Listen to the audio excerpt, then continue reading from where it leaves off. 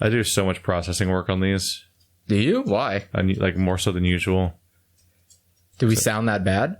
No, I'm just like normalizing it like section by section before I even apply the compressor, because the dynamic range is so wide that the compressor won't pick up, like won't affect half of it because it's too quiet compared to how loud the spikes are. Huh. Like the dynamic range is far wider than any compressor I've ever used. That's odd. So like, why? Just for our audio? Yeah. So what I'll do is I'll noise remove first, and then with our channel still separated, I'll after the noise removal, I'll normalize with the channel still separated, like chunk by chunk. Okay. And then I'll combine the channels. Then I'll normalize again. All right. Then I'll compress. Then I put it in actual video editing. Huh. And then I manually sync it up with the 4 or 5 separate camera clips that are making it up, because the thing divides into like 4 or 5 files, and those files are separated by like 3 seconds of black. Oh, yeah. Which just happens every single time. So that's been the adventure. Howdy, everybody. We have YouTube channels. You can find me, I'm Keith, at youtube.com/SebastianSB. And you can find Andrew at youtube.com/thesadgames. Just thought I'd get that out of the way at the beginning, because people keep being surprised Andrew has a YouTube channel. So, oh, do they? Admittedly, I was like, why are you doing this? I feel like most people are aware. So if you're watching this on either of our channels, there's probably a link to the other person's channel in the description. Yeah. Or if not, the sidebar of both of our YouTube profiles has each other linked. That too. Also, if you check mine, I think I even go so far as to not only put a link to your channel, but I also add you as a collaborator onto the project. So if you click view more information, it shows your name. Those weird mystery features that are forgotten by YouTube, like shows. Yes. Remember when shows had seasons on YouTube? I miss them. Shows were great. Shows were so gone. Yeah. It's gone. They're just so gone. But it was such a nice feature. We did that you could subscribe to a show. Yeah. That was awesome. So if you didn't like a channel, but like the one show they made, you could subscribe to just that show, and you'd get told when episodes of that show came out. Yes. Which is really handy for like something like Rooster Teeth. Where they're just like making 500 things. But they still have those features. They just don't work, basically. But they don't work that way anymore. And they're basically invisible. It's because, like Rooster Teeth, a good example. Like, so if you go to the Rooster Teeth page, say you want to look at $1 Million Butt. $1 Million Butt above its title will show you what episode and what season it is. But there is no it just doesn't do anything for it's that. Just text. It's just text. Yeah. It's just like metadata. It used to be a different version of playlists where it was like an official thing, and you could subscribe to it. So it'd be like as if you could go to my playlist of Breath of the Wild or whatever and subscribe to it while it's happening, and then you'd get told it'd go to your sub box whenever a new one came out without having to see everything on the whole channel and stuff like that. Yeah. So like a good example of why this would be useful for those of you wondering for like, what about Let's Plays? So take, for instance, Teach Andrew Soulsborne. You can put each Souls game into a season. You could specifically not subscribe to that one. Yeah. Well, that. But I'm saying you could take that and turn it today into... They're on the Archers episode with Anne Orlando. Are they? Yep. So tomorrow they see your reaction to ONS. Oh, good. So that just fair warning. That's going to be fun. Although, or for them, that's the day this podcast goes up. Hooray. But yeah, I just thought to mention that because people keep not knowing that you have a channel. Which is odd. Which is weird because I keep making it clear all the time. But admittedly, there's a selection bias in saying that on the podcast, because these are the people that are most likely to already know. So I'm helping the fewest people. Hooray. Success. Yeah. Hooray. And if you're on the SoundCloud, you can go in the sidebar and there'll be links to our channels there. And if you're on iTunes, you're on iTunes. Okay, well, that ends that. iTunes. Do you know how podcasts get on iTunes? Yes, by pain and suffering. No, you don't. You have to like manually submit. Oh, you said pain. Yeah, pain. I said paying. I'm like, no, you don't pay to get on iTunes. No, it's pain and suffering. It's just weird. Yes. You just need to already host your podcast somewhere else with like an RSS feed. Yep. And then just submit it to iTunes and then hope one day they let it come on. And they don't really tell you what's going on or notify you in any way, to the point where I just found out after checking every day for a long time. I just gave up eventually. And I was like, yeah, I guess iTunes don't want our podcast. Then like months later, I like way later found out like that the podcast has been on iTunes for a while. And I'm like, oh. Have you still been submitting it, or did you just stop dealing with I iTunes just ignored entirely. it for a while. But you stopped uploading to iTunes and everything entirely? Well, you don't upload to iTunes. But you know what I mean. Oh, no, it's just taking from that RSS feed. Literally, the entire process is submitting an RSS link, essentially, and then hoping they let you have it one day. And they don't tell you when it's up. So, like, I just found out one day, somebody mentioned that they watched it on iTunes, and I'm like, we're on iTunes? Because I didn't know. Because I never knew. Because if you're listening to us on iTunes, you're literally just listening to us on SoundCloud. Like, oh yeah, because it's just downloading them from I thought SoundCloud was closing down. No, they have a new partner or something that happened or something. Probably got bought by Amazon. Yeah, they were getting closed down for a very long time, but yeah, it's at some point new partner or something happened, and there was some PR email being like, "Yeah, we're a bright new future for this nearly failed company." I'm like, whatever. Yeah, I'm not really invested enough to care that much about how this turns out. But hey, I don't have to change how my thing works. They still get $50 a year out of me. Jeez. Yay! Yeah, that's the cost of hosting on SoundCloud if you want to not have like 3 files there. Yeah, it's really odd. It literally goes from like you can upload like a couple things to you can upload infinite things in one payment. Yeah, I thought SoundCloud would probably have been more successful if it was a size constraint, not a file constraint. Yeah, it's weird. I can just upload however much I want now. Yeah. Admittedly, I don't know if I will ever use $50 of bandwidth out of them at our size right now. No. Still. Probably not, but the idea that like it's not just like here's how many megabytes, gigabytes you're allowed to host. It's just like, no, you get like this many files. Yep. And once you've uploaded this many, that's it. You have to delete another file. And it's like, can't you just allot a certain amount of storage space, which I feel like is something that would convince people to buy more or be more likely to buy into it, because then they'd say hey, file size management's already weird in general, because like places like all of our email clients used to have a size limit. They still do. But they don't seem to mention it anywhere, and it seems impossible to hit. It's right there. Is it? See? 0 gigabytes used. That's not your email. That is your email. No, that's Google Drive. Well, it's all combined. Which I was about to go through is that it's like all of our email clients don't have file size limitations like they used to, like in the email itself. Yeah. Google's paired with Google Drive, which has its own file size limitation. But even that's weird, because Google's not putting any of your stuff away. Like, if you delete something from Google Drive, they're totally keeping it. Like, they're pretending. I like how you have this mentality that Google has like unlimited storage space to keep your stupid They are. Shit. No. They're a data gathering organization. It's their entire business model. It is. They're totally keeping all your shit. I don't believe for a second that they're actually deleting it. I think it's a throttling system just to stop you, because you have to delete stuff first. But they don't have the server capacity to steal that much information from you. I mean, that part's even weirder. Just the idea that they're the people who let you upload infinite content to YouTube, but they have a file size limit on Google Drive. They only do that because they offer business packages for cloud storage, just so they can monetize it. Yeah, that's the only reason. Yeah, because it's not a limitation for them. It's just a thing they can get money off of. Well, I mean, YouTube they make money off of. That's why you can upload unlimited, because they just put ads on everything. Yeah, which has been their problem lately. Yeah, but they can't put ads on your Google Doc. That's the basis of the adpocalypse.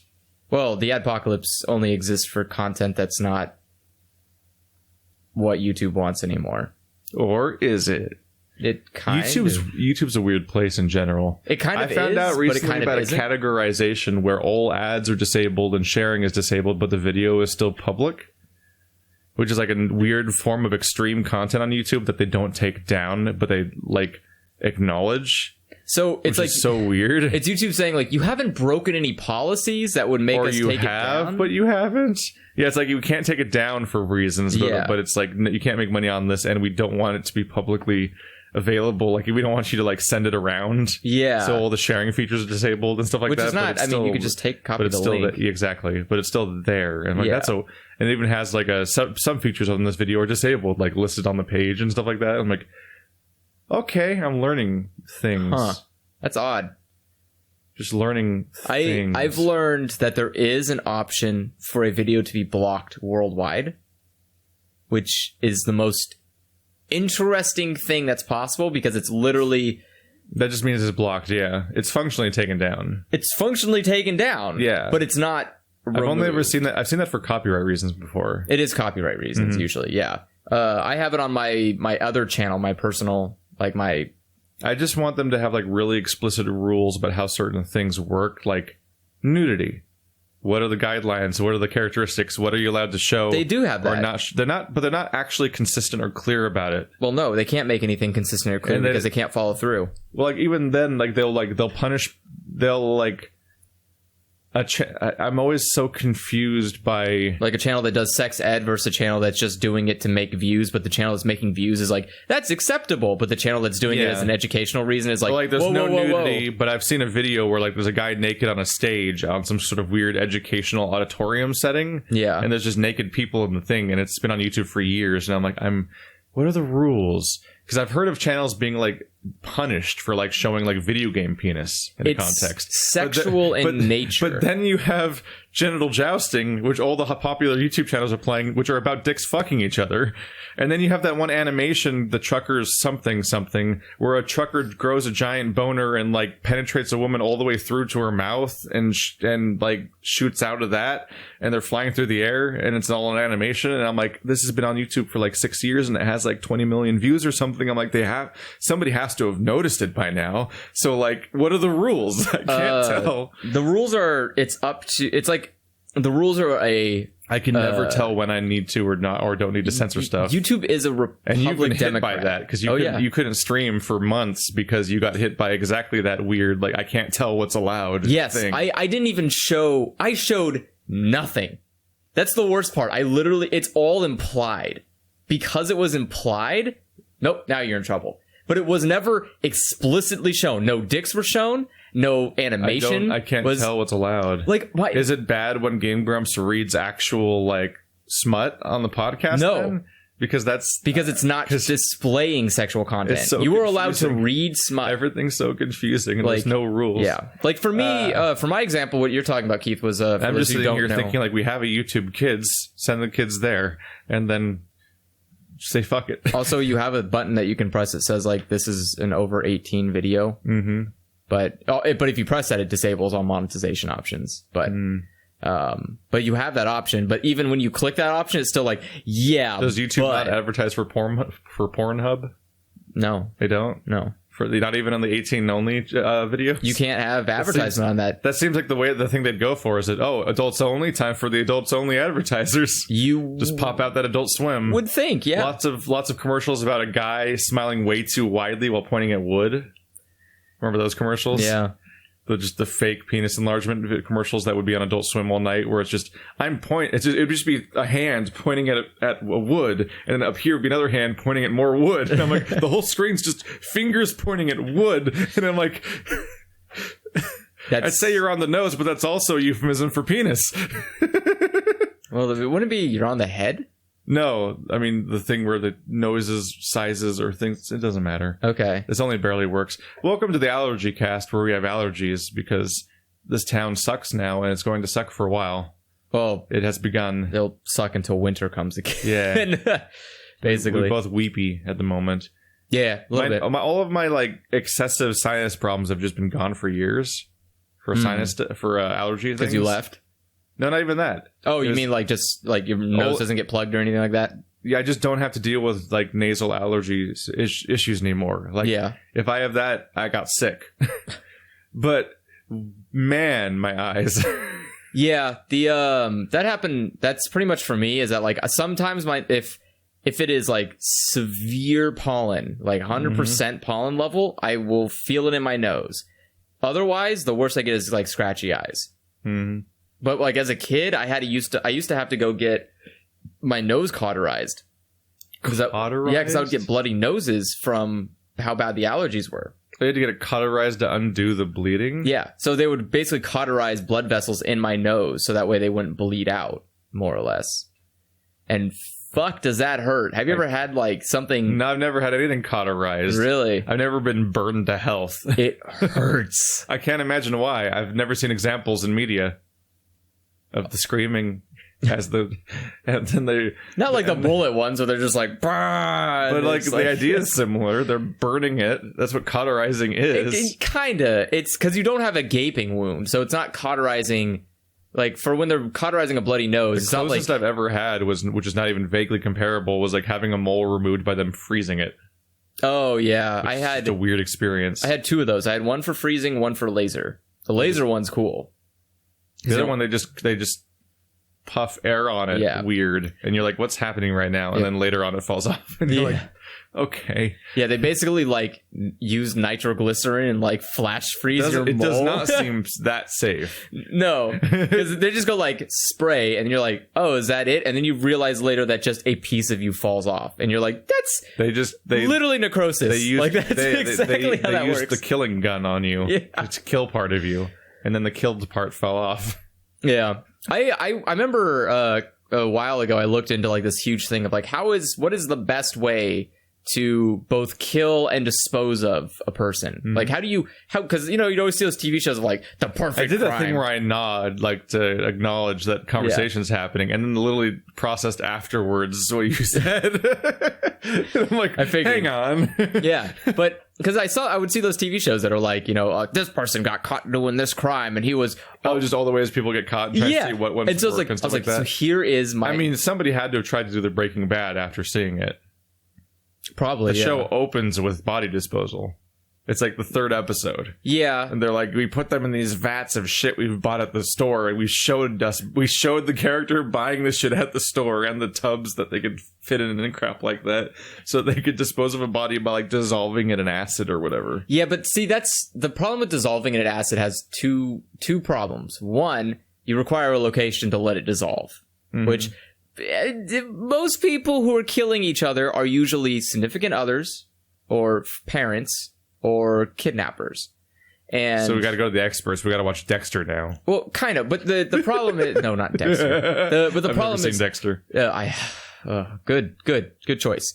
The problem is that like mostly your home is not a place you want to store a tub of acid burning a body, because the police will show up at some point because you're probably going to be a suspect, and they'll be like, "Can we just check your house?" And they go like, "That's weird. Why do you have a vat of acid with bones in it?" This video is not suitable for all advertisers. It is, because I'm not killing a person on the show, so it's fine. Hey, people advertise on Breaking Bad, and they talked exactly about this. But that's fictional. This is fictional. Yeah, I haven't killed a person yet. You gotta understand, Andrew. Television is legitimate, so there's no rules and everything's fine. Except when there is. The scary YouTubes, somebody talking about these things hypothetically or whatever, is now super dangerous and bad. I mean, more people watch YouTube videos than they do television. So, admittedly, YouTube showed a real dead body to millions of people. So no, they didn't do that. They did, though. No, ultimately they did, but it didn't break their policy. They didn't even take it down. No, he took it down himself. Well, they let him take it down, because if they took it down, then he would have to get a strike on his channel. Good. They can't do that. Good. If he gets a strike, that means he basically loses out on monetization options, because he'll get less monetization. Also have a strike against him, which means advertisers will he ever recoup that with millions of shoe sales or whatever the fuck he sells. T-shirts and hoodies and backpacks and socks and I think underwear too. Anyway, yeah. Buy now. Literally, yeah, that's an interesting situation when every video you make literally becomes a commercial. Yeah, that's a real thing that happens. That's his channel. His channel is literally like just a commercial. There are entire YouTube channels that have millions of subscribers, and all they ever do is just advertise their merch and like flex on their audience about how rich they are and like, look how awesome I am. Here's my lifestyle. Buy my shit. And that's their whole channel. Yes. And they make bank off of it, and everyone follows them like, oh my god. And it's like, it's such a weird. It's like those people that you see those people that have, hey, you should go to my website and watch a free video, and I'll tell you how to do this thing that you always wanted to do. And you go to it, and it's like, all right, here's like a 5-minute video. But if you pay me like $30, I can give you this full set of videos that's guaranteed to help you. Everyone's just always selling you how to fix your life or whatever, or be better. Help self. Even if it doesn't make sense. fucking Alex Jones of all blobs tries to sell like performance enhancers, which is incredible to think about. The weird red angry blob man is like gonna sell you stuff that makes your body work good. It's so much better because this is literally a guy who's just like a conspiracy theorist about everything. So he's paranoid about the stupidest shit, but he's like, put this random thing into your body, you don't know what it is. Put these drugs in you. Yeah. Soy is bad. Also, they all contain soy. Yeah, they all contain soy. Don't. He had like a whole thing about soy boys, and then his products contain soy. But he's not on YouTube anymore, so that's all that's important. It's just it's good. It's a good thing. I think he's back on YouTube, but not with that channel. We're just bemoaning other YouTube channels that exist basically now. Yeah, sorry. To be fair, they're all scum. Yeah, we're not like talking bad about our competitors. We're talking bad about like literally bad people. Fuck you, Markiplier, and your deep voice and videos about video games. I genuinely don't know what an asshole doing stuff for charity or whatever. I don't know what any of those people do. I don't watch any of their content, so I have no idea what their day-to-day lives are. They do gaming videos. But I mean, like, I don't know if they even keep making videos. Like, I don't even know if they're still making videos because I just don't keep track of them. Like, PewDiePie doesn't make video game videos anymore, really. That was a surprise when I looked at his channel. I'm like, yeah, he's kind of hanging out in a weird cubicle. Yeah, on a lot of the videos, and I'm like, okay. Yeah, so I don't know if Markiplier or Jacksepticeye, I don't know if they play games anymore. They could have just moved on and like, well, now I just make pastries on my channel. I'm welcome Markiplier's Let's Pastry. And it's like, all right, I don't know. Let's Pastry. I have no idea what the fuck he does anymore. Let's plate. Let's plate? Sounds like a terrible restaurant. Plating. Plating is important or something. I heard that once on the internet. It must be true. I mean, it depends on what you're making. Mm-hmm. Certain foods, plating is important because it's the presentation as well as the taste. But like 90% of consumers really just give zero fucks about how nice your food looks. It's about how it tastes. Yeah, but looking nice is helpful. For Instagram, yeah. That's the fun part of going to sushi restaurants. Is it? The extravagant, like, pointless detail put into the presentation of the sushi on the plate. I think that's like all the weird designs and everything. That's like a weird... What do you mean weird designs?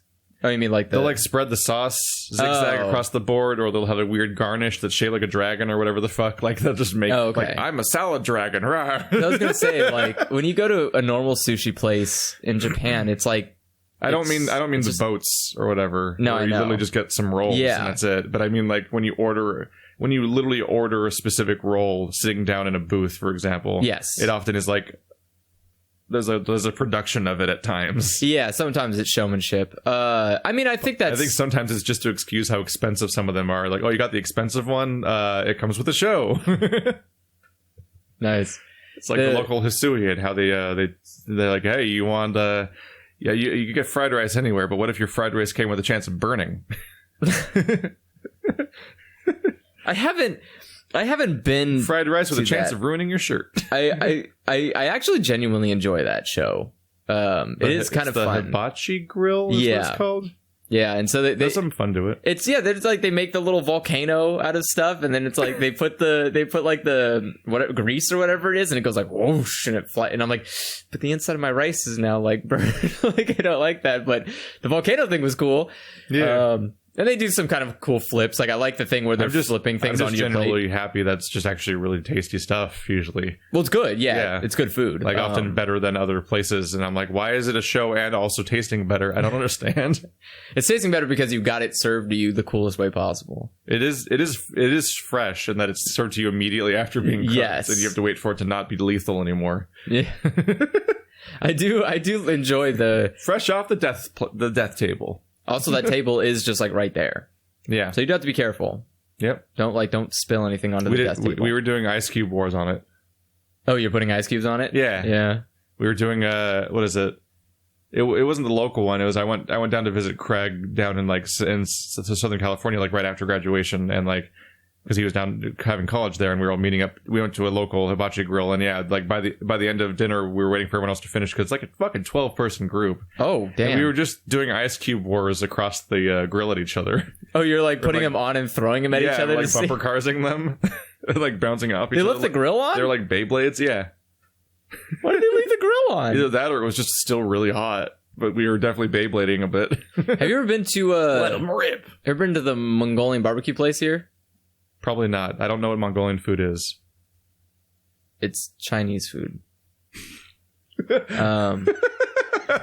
It just is. Yeah.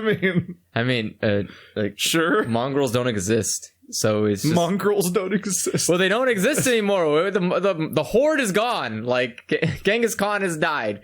The idea is that like After making everyone his children.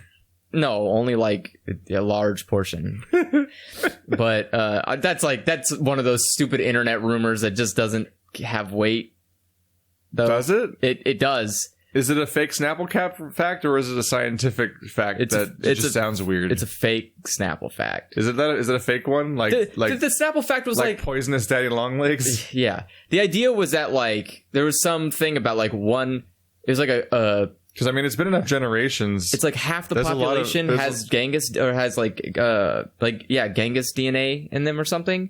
And I was like, that's. I mean, at some point, just via how math works, a shocking amount of our population can all be descended eventually from the same person, just because it keeps spreading through the population forever. Yes and no. We actually I was looking this up the other day specifically because I hate children. But I was looking up like why children shouldn't exist. You've been enjoying hating children lately, haven't you? On your favorite franchise. Yes, I'll get to that in a second.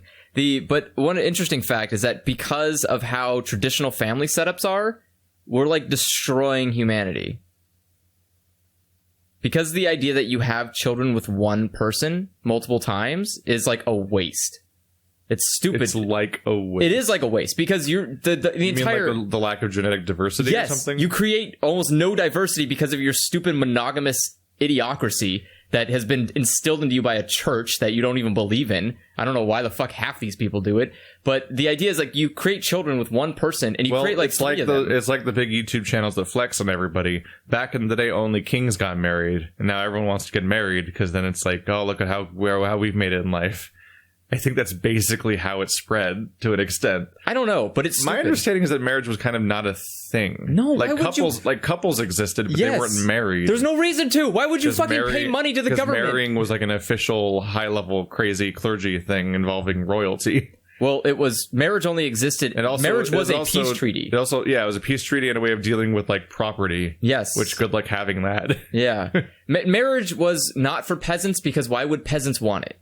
Because peasants have no reason to do it. They don't need a peace treaty between two families. Although even then, monogamous families were still a thing. It just they were married. Yeah, monogamous families were a thing, but also back then people didn't live very long. So having a lot of children with the same person was kind of necessary because like half of them would be dead by the time you were old if you even lived long enough because of war. So, like, it was okay. But now we're in an era of peace. That's actually one of the Snapple Cap things that's not true. What? Not as accurate, at least, as people think it is.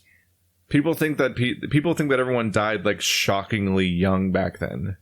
People lived to old ages. Yeah, like, almost it's actually, like, you were expected to live into, like, your 60s and 70s and crap like that if you got past being a child, basically. Yes. Is that the average is so low on age length, on life length back then because of how large of a percentage of the population would always die as a child or a baby. Which is because they're really hard to not kill. They're really good at dying. It's more of just they're very It's like weak. Their best skill is being not alive anymore. Oh, almost like children they have death proficiency. Well, I mean, children are literally a waste. You have to do so much to keep them alive, only for them to be mostly ungrateful for the rest of it. So, like, why even bother? But the point is that I found out that, like, because we have almost no genetic diversity, we're creating more problems than we're solving. Because, like, the idea of, like, having so much diverse genetics created a bunch of new things, like people who were immune to certain diseases or people who, like, people who were able to do certain things that couldn't be done or, like... That is a weird thing that it's, like, a question that might have to be answered is, like, do we, like... I was going to say Gattaca, but Gattaca wasn't actually that. Gattaca was the one where you just predict what people are like, and then those people get the good jobs if they're healthy, basically. Yeah. But do you edit people like their genes to fix the problems, because at some point society as a concept creates genetic problems. Yes. Because things that would normally kill people aren't killing them anymore, which means it's not going to be filtered out via the dying process anymore. Yeah. Which means do you then, like, that's just a new problem that has to have a new solution. And like that, one of the more logical ideas would be like, do you just start manually editing out the problems that are being caused by them not dying of these things? You have two options. Because otherwise those weird diseases just become more prevalent and common. Yes. As they just continue to spread through the population. Yeah, see, you have two options, and that's what I found out was like the two options are either one, you start just stopping. You stop creating this like idealized family situation where you just have children with multiple people, even if it's not literally doing it that way where you're like having sex with somebody, but it's the idea that you can go and get artificial insemination. I'm pretty sure that it's going to... I think of all things, genetic modification is going to be an easier sell than telling people to have government-mandated families of like... Well, it's not government-mandated. It's the idea that you kind of is. You can have... It's like here's your matched person of who your baby's going to actually come from. No, like a weird you're thing allowed people struggle with. You're allowed like one child from your partner, and if you want more children, you either have to adopt or do artificial insemination. Which is a better option, honestly, because you don't need to create 4 children, you fucking idiots. Like, you get one, and there's a million others waiting to be used. It's okay, I'm compensating for all those people by not having kids. I mean, yeah. You just gotta average it out. My thing is, like, I'm not an asshole, so I'm not going to create life on a planet that Are you, though? I am not. I know... You're a real mixed bag. No, I'm not. You're a fascinating, strange person. I'm a consistent person. You're consistently an asshole until the moments where you do weird shit. Or like... What? Like, we went to an escape room, and you were, like, picking up, like, litter and throwing it out. Yeah, you shouldn't litter on the ground. It's like these are character traits of Andrew.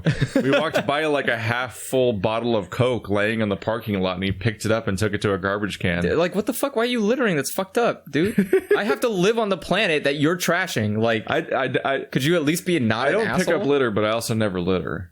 Yeah, I'm not that asshole. I mean, I don't litter, but if I see like a full bottle... By the way, we were driving home, me, Marty, and Nick, after that, and as we were arriving in our neighborhood, somebody was just throwing garbage out their window into the street while parked at the park. And I'm like, what?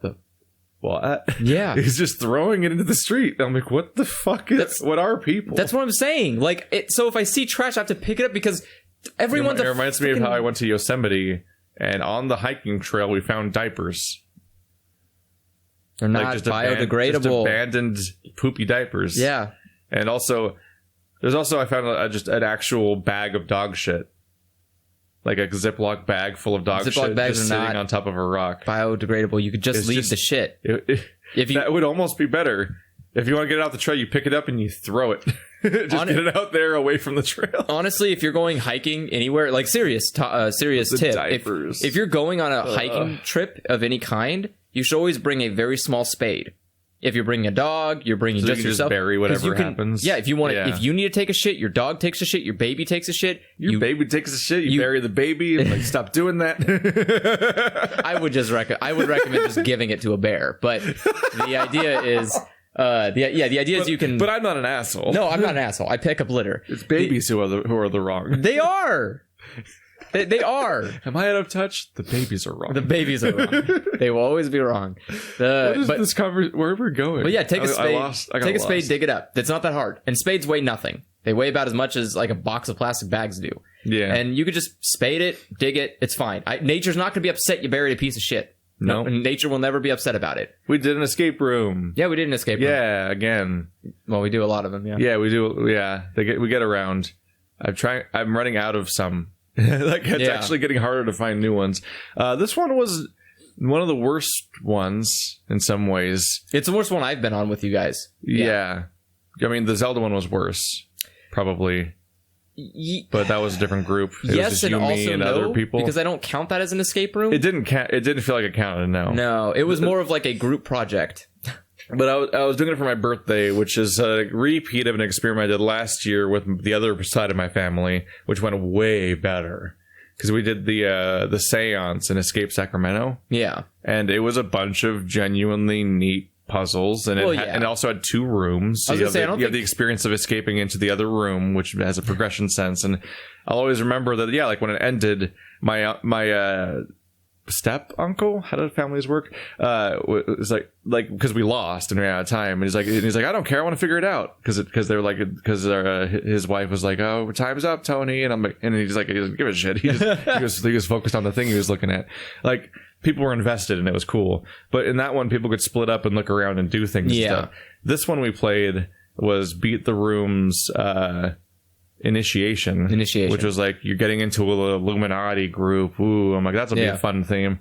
Matt, boy, did I pick choose poorly. I wish we had done Prohibition. Sherlock Holmes is in Sacramento. Oh, okay. I wish we had done the Prohibition one, because that might have been, well, it wasn't the same room, so it's probably better. Yeah. But this one was like, I don't know. They just didn't do. It was literally not how escape rooms are supposed to work. No. Which is that it was a series of puzzles, which on their own, if you tweaked them to make a little bit more sense, were fine puzzles. But the problem is that the room should only have like 2 or 3 people in it. You know, this. And they sold 8 people. Yeah. So the entire room was a series of completely linear puzzles that lead from one to the next. Yeah. And some of them were like basically like decoding codes by writing shit on a whiteboard and stuff like that. This room felt like a level of The Room, where it's just every time you're making every time you finish a puzzle, series of things happens. It progresses to the next puzzle and so on and so forth. But you're never as a group solving anything. All you're doing is following a story. It's the kind of thing where if you were playing that room as a video game single player, it'd be more passable. Yes. Than what happened to us, which is we were playing with 8 people. And so 8 people are trying to find shit to do. A crowd of people that can't see anything half the time. Yeah. And you're like, you spread out around the room to look around and everything, but it's like, you can't solve any of the puzzles until you solve the current puzzle. And it was like, it just is like not how those rooms are supposed to work. And a lot of it was obscure as fuck. Like lot of the stuff you needed to do, like we got this, we got a simple. What was frustrating is that they were like, within minutes, they had a bunch of pre-laminated clues they were just slipping under the door over and over again throughout the whole thing. Like consistently. Like, I think they're aware that it's a bad room, and they just haven't they haven't designed a replacement yet, essentially, and they're just dealing with it. Which is unfortunate. Yeah. Because I feel like if it's just not working, don't use it. It is a bummer. It's just not a great room, and they have so many pre-laminated, pre-printed out clues for every step of the puzzle, basically. And it's like, oftentimes we needed those to even proceed. Yes. And normally we don't even use clues in escape rooms. But they weren't even the hints. They weren't even considered hints or part of the actual puzzle. They're like prompting us over and over again. Yes. But like I think you were supposed to be able to solve them without those. No. Because we got a different hint. Were. We actually had to ask for a hint for one of the puzzles. No, yeah, that's what I mean. Like, there's the real hints, the hardcore ones, where you actually have to ask for help. And then there's the not quite hints, where they just are passing things under the door and stuff like that. I remember the one time we asked for a hint, and then they showed it on the board. The one real hint we asked for was literally just the answer. No, it wasn't the answer. It was literally the thing we were already doing.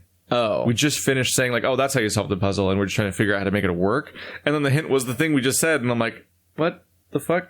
Yeah. It still wasn't as bad as a skeleton key, which will always be the first and worst escape room I've ever done. That was just baffling. This one at least had theming, and the puzzles were puzzles generally. They just were messy and weird sometimes. It wasn't as... It was just a real bummer to present to people that hadn't done escape rooms before, because there was 3 new people there. And it was not a great selling point. No. I did like the wheel. The translation wheel would have been really cool. There was a number of mechanics that worked. But like the rest of it was bad. It's just the people in the room couldn't do anything. Yeah, a lot of it was me just... Whereas when I played the seance, everyone got to do stuff. Yeah. And spread out and find things and things. I never find that problem with like in Chambered. In Chambered rooms, I never have that problem. In Chambered's Whispering Halls is so wide. It's so but it's so like wide. The but flow chart of how to progress through it is so wide. Yeah. There's so many parallel branches happening at once. But it's also very tight. Yeah, like it's very. It's like nothing feels bloated about it. Everything's important. Yeah. You can associate everything in the room with what kind of puzzle that thing ultimately was when you finished it and everything. Yep. But it's like it just opens immediately, and people are just all over the room doing crazy shit everywhere, and it's just like. Oh, I know. It was a pain in the ass to keep track of all those fucking people doing shit. Just the breadth of quality between escape rooms is just so crazy. It is. It's one of the. It's definitely one of the more interesting parts about escape rooms is going to different ones and seeing just the varying amounts of quality and effort put into each one. Yeah. Where you can see the ones that are like, okay, you just thought you could jump on this bandwagon. Whereas like other people, you're like, I am not sure if you've been like waiting to do this for 100 years or something, but this is a really like you almost seem like you've been wanting to do this your entire life. then you have people like Escape Sacramento, where it seems like they were passionate about it, but they're completely caught off guard by how much better some people can do stuff. So like Escape Sacramento has good rooms, but they almost seem like culture shocked by the existence of Enchambered now coming into town and having like shocking ones, like ones that are really good. Yeah, but also when you go to Escape Sacramento, at least especially when they hadn't discontinued the previous room, you could see the continuation of their iterating. Okay, because like, did you do the gallery? Because the gallery was not good. I don't think really, so. And it's gone now. The gallery is now the space one we did. Oh. Were you in the space one? No. I can't remember. I've only done the Enchambered, and you've got to play the really good ones. Yeah, I've only gotten to play the good ones. I kept my track record pretty clean. Besides the Zelda one, that was like the only bad one I've done. And boy. And then now this one. But like the gallery was one that just had just tons of locks in one room, just so many locks to the point where there was just a pile of like padlocks that had all been solved in the corner by the end. In the corner. And it was a single room. You never changed rooms, and there was just so many combinations. Like find 4 digits of this or 5 digits of that, and letters or numbers, or find keys to go into things. And it's just so you're just scrambling around one room constantly, and that was just like such not exciting. And the theming was nothing. It felt like we were in a portable, like a high school classroom, like those kinds of locations. Like it was just like the tile floor and some white walls, and there was just some paintings that were up, and it was a gallery, and you're solving puzzles. It just wasn't that exciting. But then they had the seance, which is the one I did which is how I found that place in the first place, is for my previous birthday last year, and like did that with the family, and like it was like suddenly you're in a dark room with boarded windows, and you're like trying to interpret like weird discarded letters that are around the room to find clues, and suddenly they're going up. You're already going up in the world. It's a weird jump in quality. Yeah. And then the next one we played was the Heist, which is fantastic because it was like I don't remember if it was like an 8 or 12 person room, but it was 2 separate rooms. And the fun gimmick they had is that they split you into 2 groups when you start the puzzle, and you're in the 2 separate rooms, and the door that joins the 2 is locked. Oh. So you're separated between the 2 groups. And then it also has a non-linear progression system because it's a level it's a room you're not supposed to beat. It's a room you're supposed to try to get a high score in. It's the Heist. Which is like interesting. Yeah, so the room has like... Oh, wait, I was in the space one with you guys. Were you in the space one? Yeah. You just didn't remember? I was like, I remember you being there, I thought. Yeah. I just, when you talked about the heist, I was like, oh, wait, I did go to the place with the heist. Right. You just forgot going to... Well, because the space one I remember was like kind of janky. It was janky. There was a lot of jankiness in it. And I tried to like forget about it. But the heist one also has like non-linear progression where you have like a dozen things you're trying to steal that each have a dollar value assigned to them. And you just have to get everything into this bin that is what considered is the thing you're taking with you, supposedly, and like that's the stuff you've successfully stolen in the time limit before like the police arrive or whatever. And so you're just supposed to try to get a high score. And so the interesting outcome of that is that everyone can non-linearly try to solve all these different puzzles because they're all dead ends. Yeah. So you beat it, and then that's just over, and then you try to find out. Then you try to solve other things. That's cool. And it was a way of doing things, and the whole like non-joined room thing was interesting, especially since like almost every single thing you're trying to steal was in one of the rooms, and the thing that you use to steal them is in the other room. So you can't even get points unless you escape. And the lights are off in one of the rooms, and the way to turn it on is in the other room. What? I would be so mad. There's a lot of fun stuff. Can you communicate to each other? There was a hole in the door, and actually, Marty was in the other group, and I fed him a flashlight through the hole in the door. So that they had light in that room, like that kind of stuff was happening. That's interesting that was okay, that you were able to just like... Yeah, it fit. There's But like that's the place I say as being the one that's like, it's almost like they have like whiplash of like seeing the stuff that Chambered does, where they pull out like an actual Jumanji board basically, or like you're touching runes with your fingers and it's creating like spells where sounds happen around you and things like that, or you're using there's a lot of RFID chip stuff and tricks like that going on. And Chambered is built by somebody, by two people, and like one of them is amazing at building, is like carpentry and building, and the other one's like, I'm really good at doing programming and stuff. And it's like together so we are Superman. Like, it's like the only escape room that goes the zero escape route of being like a programmed experience. Yes, that has a program that runs in the background as opposed to the other stuff. It's interesting. It's just. It breaks the rules of how you expect these to work. Yes. Because when you go to a lot of the other escape rooms, you're like, oh, there are combination locks and keys. Like there must have been a hot sale on combination locks. Yeah. Like everyone's got 100 It's all padlocks and crap. But then like you go to like in Chambered and you're like picking up tarot cards and putting them in slots on the wall, and then something opens and you're like, what was the mechanism? Like, because they're doing tricks with that.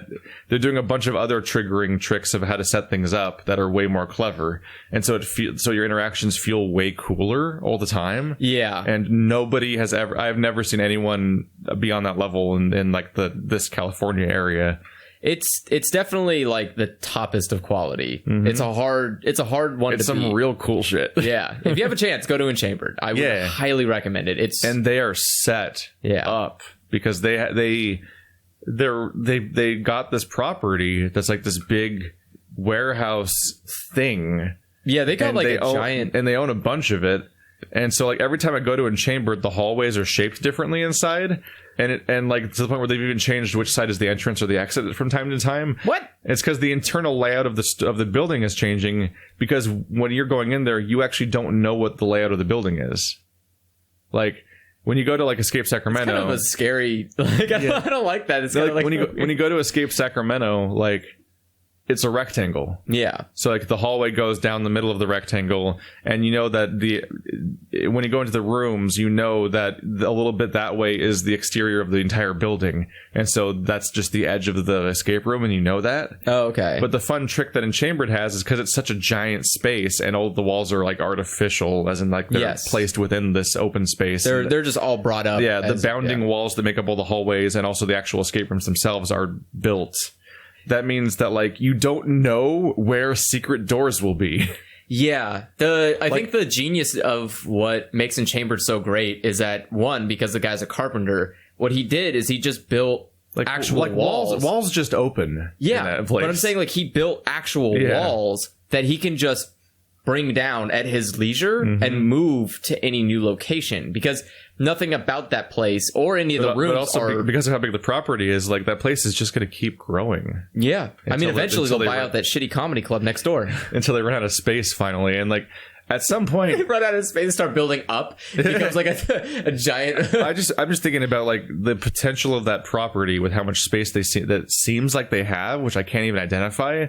Like at some point that's going to be like a local like theme park location for escape room type stuff. Oh yeah. Like that's going to be such a crazy standard that nothing else can compete with locally, because escape rooms are such most of the other businesses are just like you walk in and they have a series of like, they're almost like stalls. Like here's our escape rooms, and usually they're a single room thing, and you're lucky to get to the 2-room ones, which is always the best ones when they have like 2 or 3 rooms, and especially if you don't know that going in, and they just surprise expand and things open and there's crawl spaces and staircases and shit.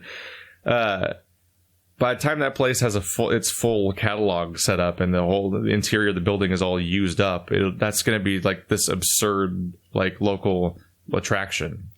It would be a hell of a place to go, because there's just no end to what you can. Like that's the beautiful thing about Enchambered, is that you can go there and there's like so many rooms, and also each room is such an experience that like you could just not complete a room, and you might want to like go back and actually beat a room, because like it's not that the rooms are incredibly hard, but some of those rooms are like a lot for, especially if you go with a group of people who aren't well versed in escape rooms. It's a lot to take in.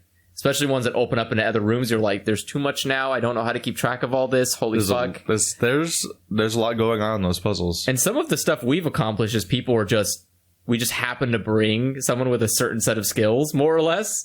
Oh, yeah. Like Carissa just went up there and was like, boop, boop, boop, boop, boop, and just did a puzzle. It's like, did you read how to do that? And she's like, no, I played a game once. And I was like, we probably would have solved that regardless. But yeah, it sounded like it didn't even sound like she used any skill of hers. It sounded like she just pressed buttons like a lunatic. No, she knew what she was doing. She just didn't know what we had that happen with the heist where Johnson lockpicked.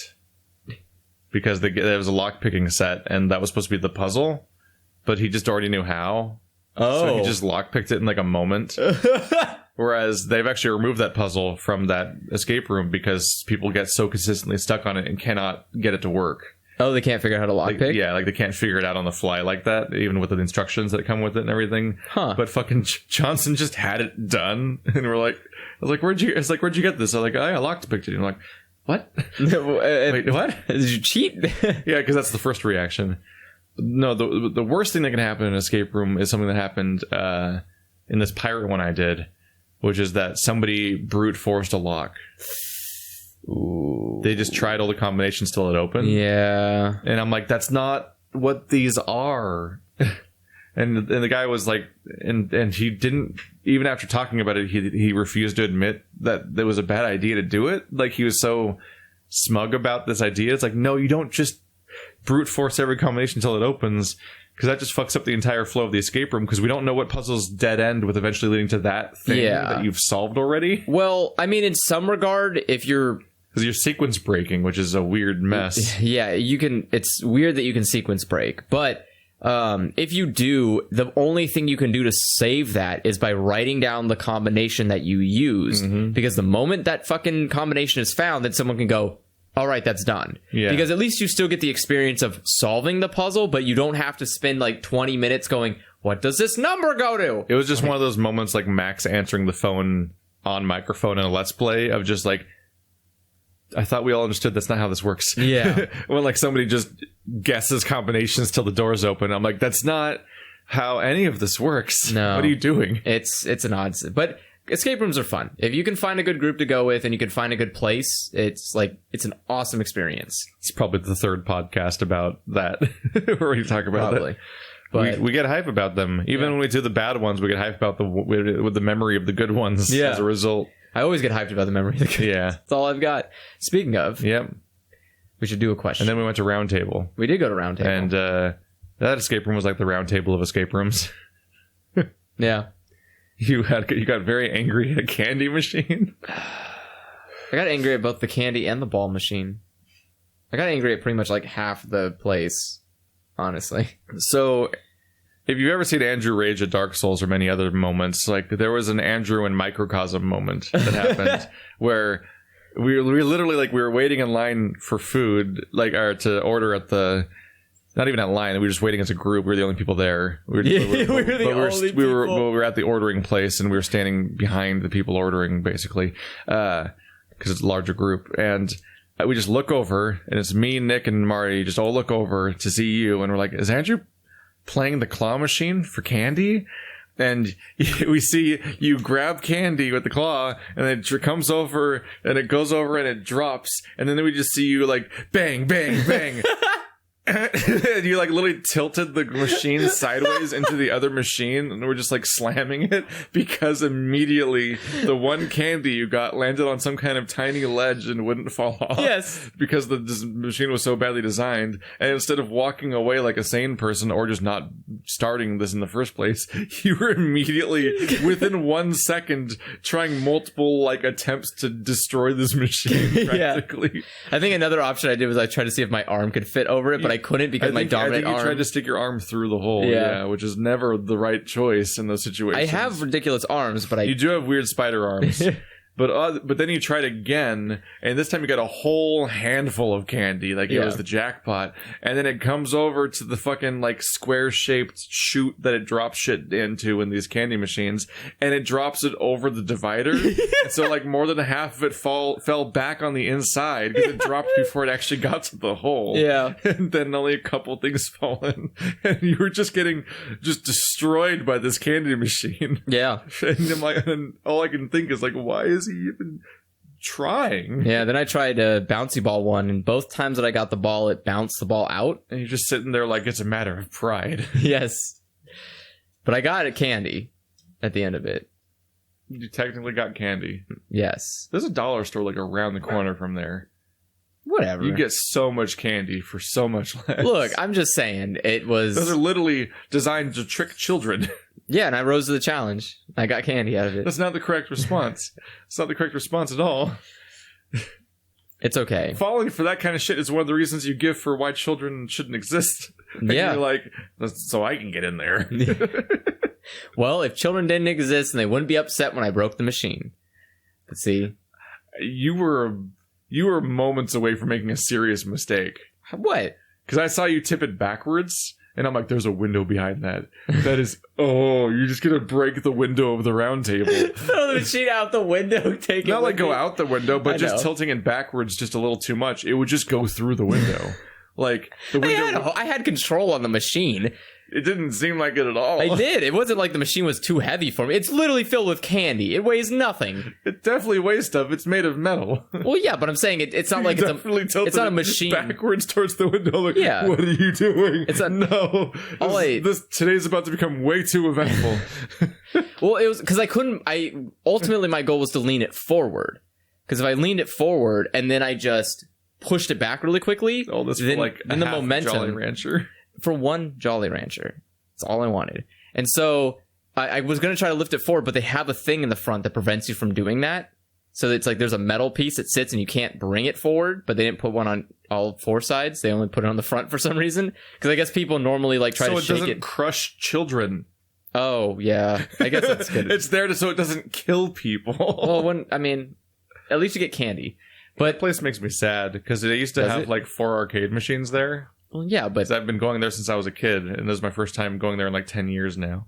And now it's Cruisin' USA or whatever, Cruisin' Exotica. Yeah, Cruisin' Exotica. And then like 3 gambling games for children. Yes. Designed to just ruin children. Yeah. And it's like, it's so much worse now. The only way it could be worse is if they had that one where it's like the fucking tower of cubes that goes. Well, that's basically press the button in that's time. what the one is. Because that one's the other gambling machine that is. It's the one where you have that to. One? Isn't that one just rigged? Well, yeah. I mean, it's the roulette. It's the Wheel of Fortune thing, not Wheel of Fortune. It's the Price is Right wheel. Where you the one spin that goes, the wheel. It's supposed to be like a skill game supposedly, but it's like super clearly rigged. It's like impossible. You can win it. It's possible to win because it's illegal to make it rigged. It's just to make it impossibly hard. They just didn't, and they add a delay to it. It's not accurate. They add as many things as they can to make it impossible to win. It's like a 0.1 second delay, but so like that. All I always remembered is the first time I distrusted something in an arcade because I saw it in Reno. Oh, and one of the prizes was Prey. Oh, it's like Prey 2006. Yeah, like as a new Xbox 360 game, and I'm like, there's just a fucking video game in there that costs $60. Yeah, I'm like, I don't trust this thing for a second. There's no way that it's possible to win that reasonably because they have to make back way more money than the prizes cost in order for this to work. Which is then the moment that I decoded all of gambling and I never gambled. I'm like, my parents are suckers. It's true. Yeah, gambling. I'm gonna go here and just put all my money into this Alien versus Predator machine instead, which doesn't give me money back, but it gives me fun. Well, I mean, that's kind of the point of buying. Was that lady supposed to be Anime Ripley? What? No, I'm not looking at your wall. I'm thinking of Alien versus Predator. You ever play the beat 'em up game? Oh god, I think like once in an arcade a long time ago. You could play as Predator, other color Predator, kind of Arnold Schwarzenegger, but he kind of has like comical American from perspective of Japanese people, like a military haircut, like Guile from Street Fighter, like where it's like a not absurd Guile, but then he has like I think he had machine arms. Oh yeah, and I'm like, I still like a kind of get like, I guess that's Arnold Schwarzenegger kind of. I mean, it's not like they have the rights to making Arnold Schwarzenegger's face in the game in sprites, but then instead of Ripley, which I can only assume that the girl was supposed to be Ripley or something because there was a female character and it's Alien versus Predator. Yeah. And it'd be the alien character because you can't play as an alien. You only fight aliens. They're the bad ones. You're on the side of predators, I guess. Sure. Well, predators are just hunting aliens. Which, to be fair, some people were on the side of predators for a few moments in the other movies, whereas no one's ever on the side of the aliens. Well, so I guess it works. Yeah, I mean, that's, again, like aliens are like the Zerg. But she looked like a Street Fighter character. Like, she had like a long-ass ponytail, and she just looked like a Street Fighter character. That's probably she looked like she was drawn by the person that draws all the games we're playing right now. Yeah, it's probably because someone was Fighter artist. Supposed to... Like there's always, because you have to appeal to the Japanese audience too. And they're not going to buy it if it's just like she had like mega boobs and like camo pants and like combat boots and a ponytail and other stuff. And I'm like, shouldn't she be wearing like a tank top and have like a flamethrower and like curly hair? Yeah. Yeah, I don't know. It could not be more far from Sigourney Weaver. I just remember, I think I played it because I went, there was a place my family used to camp, and what they did during the summer, specifically only during the summer, was they would shut down this recreational room they had, which was a place that had, or it was like it wasn't a recreational room, it was like an auditorium kind of thing. They had some kind of weird auditorium at this campsite. And what they would do is in the summer, they would shut it down because nothing would go on. There'd be no plays or anything. Shut it down. Yeah, so they would shut it down and move a fuck ton of arcade cabinets into it. They would just fill this entire hall with arcade cabinets and like a pool table and a ping pong table. And there was no reason to camp because there's so many arcade games. And I just didn't camp for like half the time I went there. You just stand there in the arcade instead of being in an tent ever. I have so many memories of my family taking me on vacation. And we just both have memories of being left in strange arcades, basically. Yes. Yeah, I did that on a cruise ship where I just hung out in the arcade, and everybody's like, "There's a whole boat which doesn't have games." That was my parents' form of parenting for a while. Just put you in front of games. We'd go to Reno and Tahoe, and they'd go gambling, and we would just be left in the arcade as children. Yeah, and it's like they'll take care of each other or whatever, right? It's like that's 2 kids. That means they're fine.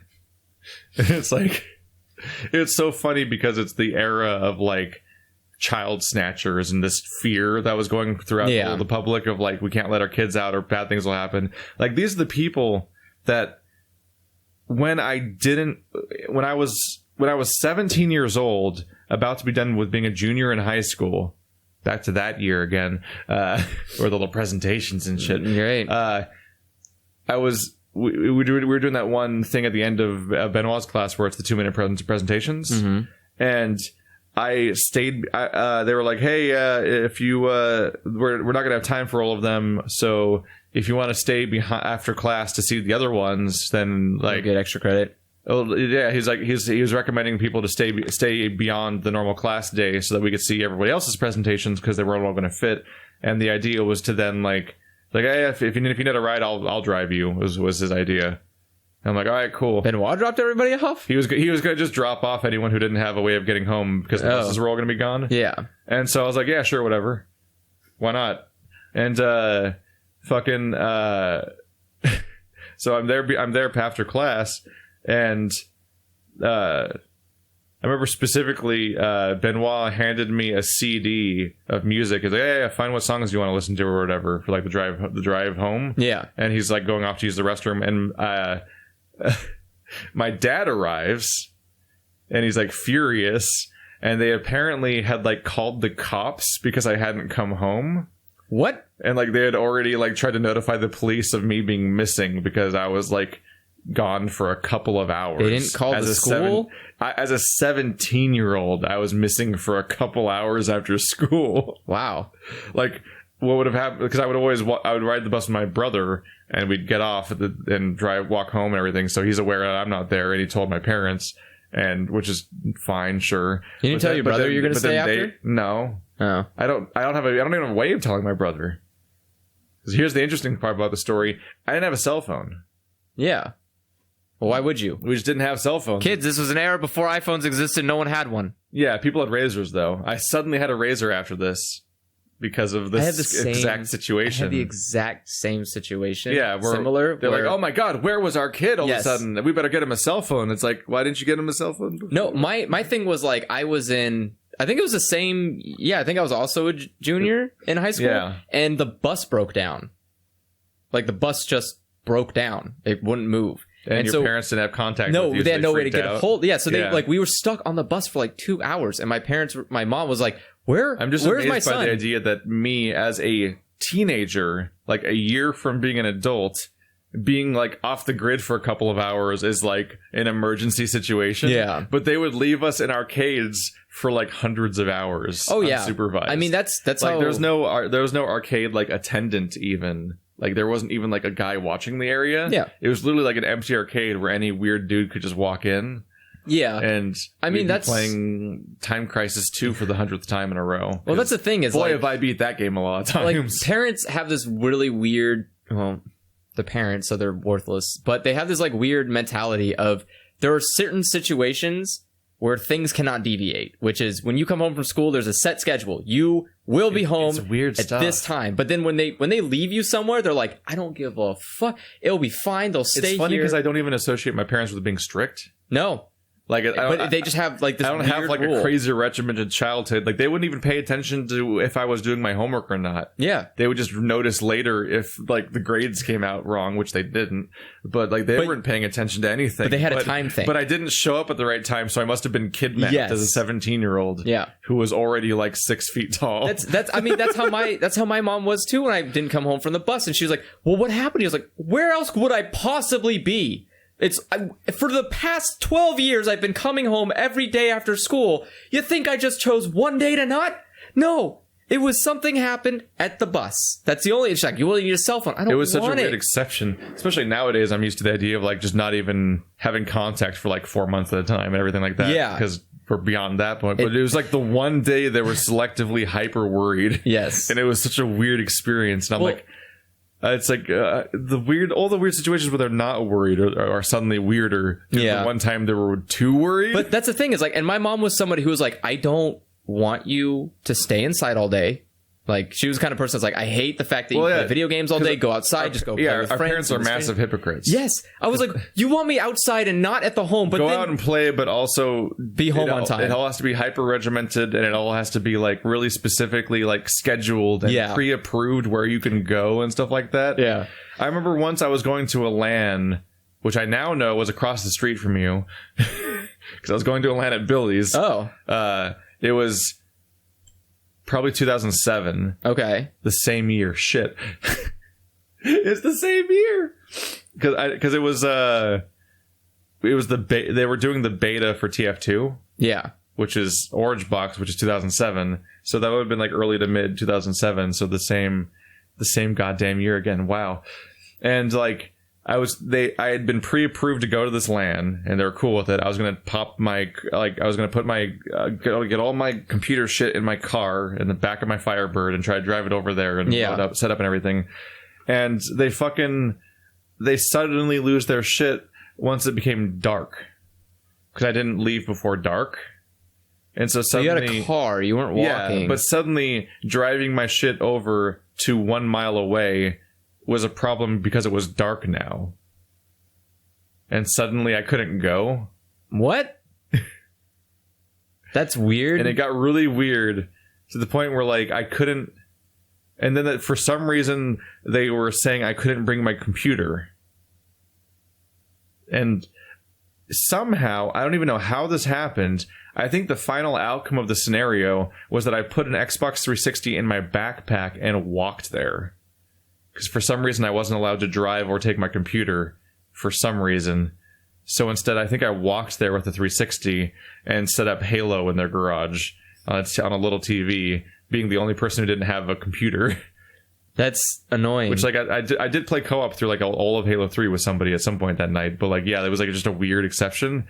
And I'm like, I don't even know like what weird, like there's a weird process of being a teenager where your parents just start really arbitrarily exerting control, almost just for the sake of doing it sometimes. I think it happens more often when you're a person who does nothing, because your parents start becoming dubious. Where they're weird, like, right? Why is this my child is not exhibiting symptoms of being a teenager? There must be something devious. It's because my family was the same way. So strange. Where I had the exact same problem, but it's like I would come home every day. I would never leave. I would do nothing different. I would never get in trouble. Never deviate. Like you see all those movies about the crazy parents being just weirdly dickish to their kids. Yeah, and like sometimes the teenagers are just being because the teenagers are dickish too. Sometimes the teenagers are just douchey and unreasonable, but sometimes the parents just have really bizarre rules for no reason in the movies, and that feels unrealistic every time I see it. And then I remember my own history of like, why was that happening? Yes. Like, why was that a point of drama? Yeah, I mean, I've had my fair share of that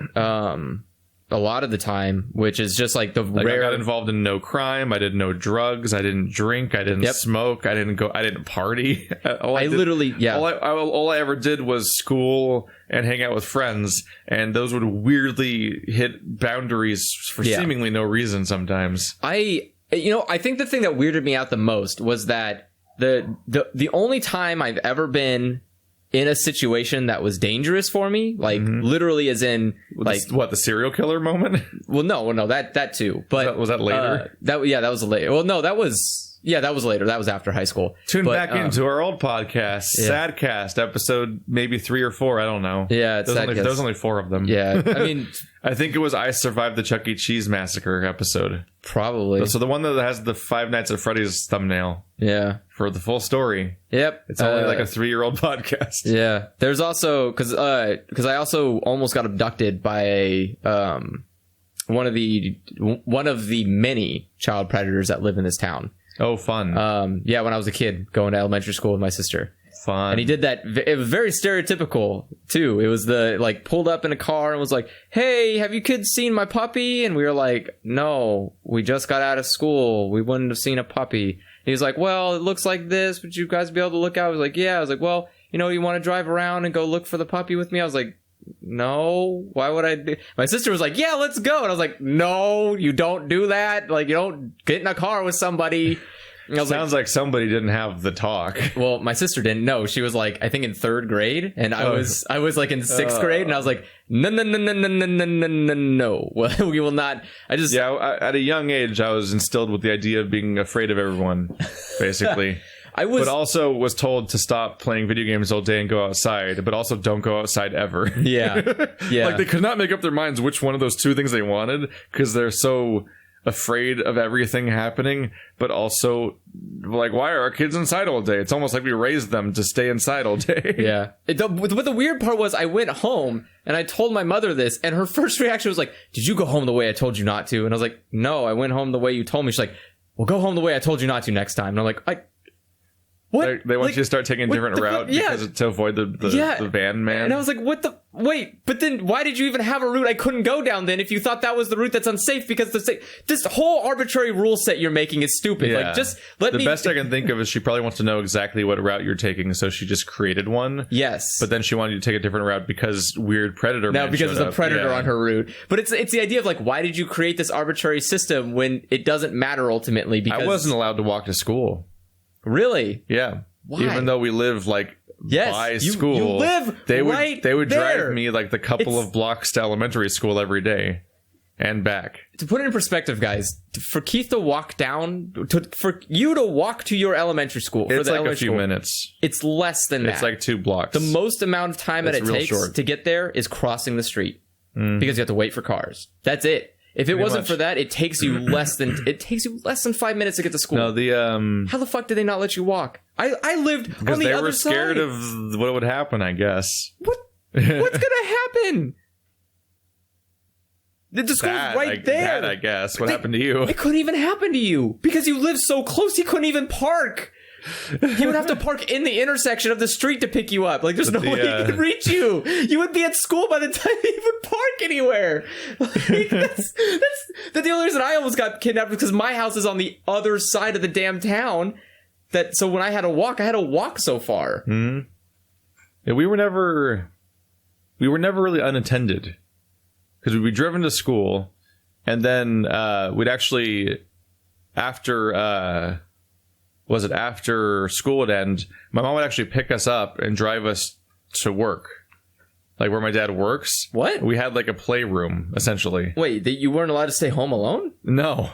Well, oh. We would spend all day at the shop. Okay. And we'd be playing video games and watching movies in like a separate little room in the corner, basically. And we just have to wait until they got off work and then go home. And that was like most of elementary school. What? And then they're like, why don't you hang out with people all the time? And then like later years, it's like, because all of elementary school, I couldn't ever. Yeah. I literally just knew people during school, and that was it, except for like maybe weekends or birthday parties and crap like that. That's crazy. Gave me a lot of time to get really into Star Trek Next Generation and Simpsons.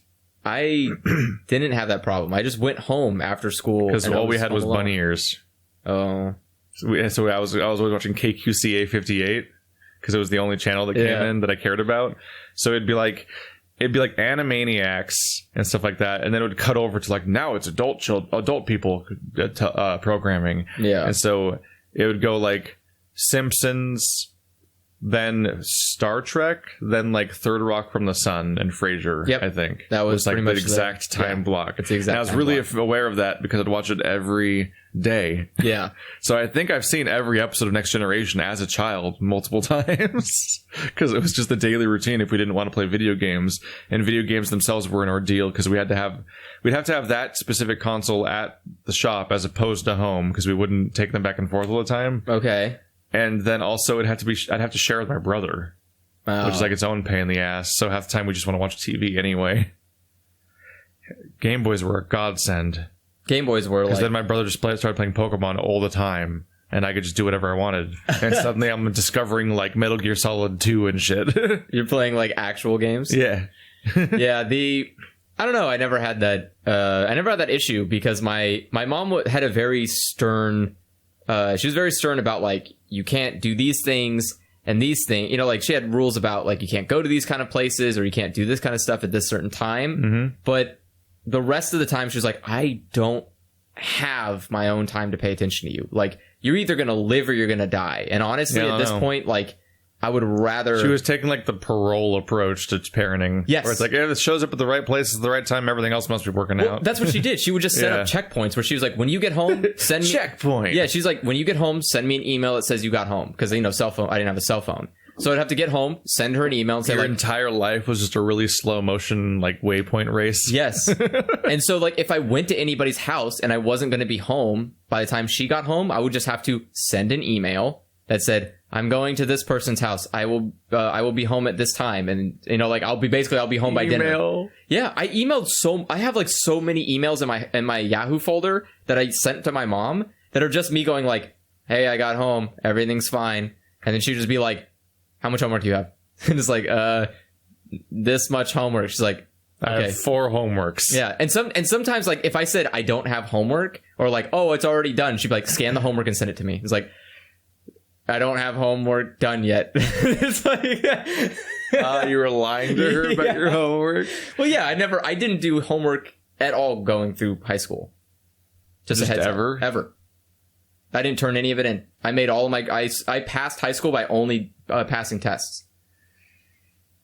Which is, I mean, resulted in all of my grades being basically a C or a D. That's one approach. Homework was pointless. We went over last time how I did my homework, which is just in the morning before school. I'd be like, these worksheets... And I'd be just done with them. Yeah. And then I'd sometimes be on the bus just doing homework. And sometimes I'd do my homework. I've done all of my homework for the day on the bus before. See, I just didn't... And that's not a long bus ride. I didn't have... Except for those times where it is. I didn't have time to do that. Because that damn train. Because I had... Like, in the morning was the time I played my Game Boy. Yeah, and so, that's mandatory. Well, yeah. I mean... So therefore you have no time. Yeah, and so at night, when I got home from school, is when I have time to play games and watch anime. So I didn't have time for homework. Homework is like an inconvenience. But it's not that... But when I'm at school, it's not that I'm not paying attention to what's going on in class. I was retaining the information. I just don't care about retaining the information. I don't need to redo it all. where it's like, okay, now get real in depth about the war. And it's like, no. The war. Well, like when you're doing history class. Our one war. The one war. But, or like any kind of like even science and stuff, all of the worksheets were fucking pointless. It was just shit you've already learned in class, but it's just more of it. So I was like, I get the information. I don't need to do this. So then when you... A decent amount of high school in particular is repetition, whereas when you get to college, it's literally like, here's your assigned reading. Get through that shit because it's separate from the lecture entirely. Yeah. And so that's the thing is like, so I didn't need to do homework, so I just never did. And granted, you can't... if you don't pass the test, you will fail by not doing it. So I just put the stipulation in my head. It was like, well, I have to just ace every test. Yeah. So I just aced every test and then just didn't do homework, which led to like half of like, I had to go to so many parent teacher conferences. It's fucking ridiculous. Cause I would keep getting yelled at where it's like, your son doesn't do homework, but he finishes the test with A's. That's not okay. Like he would have an A in the class if he just did the homework. And my mom would just be like, why aren't you doing the homework? I'm like, I don't have time for it. I need anime. Yeah, and so then that would get yelled at because it's like, Andrew, that's not more important. Like, school is the most important thing. I was like, it's literally not. It's not the most important thing ever. Like, I'm passing these tests by not doing the thing you're telling me is important. So clearly it's not important. Fuck you. But Andrew, no one will ever make a living playing video games. It's like, you grow up so often where your parents are like, I'm going to tell you how the world's going to be. And then by the time you grow up, they're like, I ruined that whole thing for you. Everything they ever said was wrong. Yes. And everything falls apart. They and like... shit just becomes an RNG generator of like, well, how did I even get here? I just said RNG generator. Yeah, but they like... ATM machine. They like specifically built this world for you. Where they're like, this is exactly how your life's going to go. You need to follow this plan. This is why. And when you reach there, you realize that they took that plan and threw it on the ground and were like... It broke. You better figure it out, you stupid millennial. And you're like, what the fuck is this shit? What is this? You made this and then told me to follow it. And then you threw it on the ground. And they're like, well, the economy was bad. And it's like, I don't want your fucking economy excuses, you idiot. You elected that guy. It's your fucking fault. Look what you did. You gave it anxiety. Yeah. It's so dumb. I hate it. And then you grow up and it's like, oh, video games are never going to be important, Andrew. No one's going to pay you to do that. It's like, fucking stupid. So people make money that way now, huh? No, they don't, because parents won't conceptualize it. Tell me about this ninja guy. I hate conversations about how my money even happens. But that's the thing. That's the best part is that, you know what? They haven't learned that you can make money doing that because their brains will not process the information. The truth. That's the best part. It literally will not, no matter how much you explain to them, they won't internalize the information. Seemingly, it feels like when somebody learns information that contradicts their political beliefs, and then they just dump it. Basically, that's basically how they process my livelihood. Yeah, is that like because it doesn't drive with how their idea of livelihood is. Yeah, so they just dump it afterwards. It's appallingly interesting. So much of my family asks me how my podcast is doing. And my own subscribers are barely aware that I do a podcast. It's just the only word they remember related to my job. It's the one they hear often enough on the news. But yeah, it's dumb. Being a child's dumb. Children are dumb. Yeah. Everything's dumb. Just don't do any of it. Cut the whole middleman out.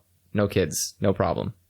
No paranoia parents. I don't really think that was the takeaway of the conversation. It was. But okay. You become less shitty of a person if you have... you technically did the thesis statement and the conclusion at the end, but the body was a different essay. Look, I've been writing a lot of essays in college lately, and they turn out all the same. I mean, that's what MLA formatting does, is make every essay the same forever. Because it's important to just jam all formatting into people's heads until nothing has personality anymore. Because that's what writing is. You know what's the interesting part? Is that every time I've been doing a lot of stuff where it's like you need to research like papers and do all this kind of stuff.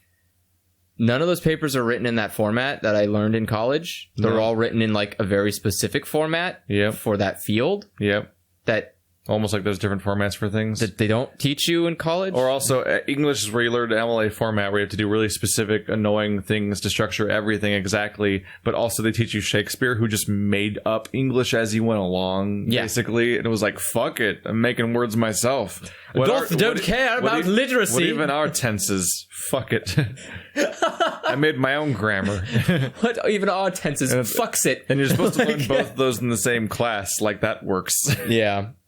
It's dumb, but you know, whatever. They're the ones taking the money, so they must know what's good. Nope. That's one of them. That's one of them fallacies. I don't even know which one, but I'm just gonna say I'm gonna raise the fallacy card. It's on that list somewhere.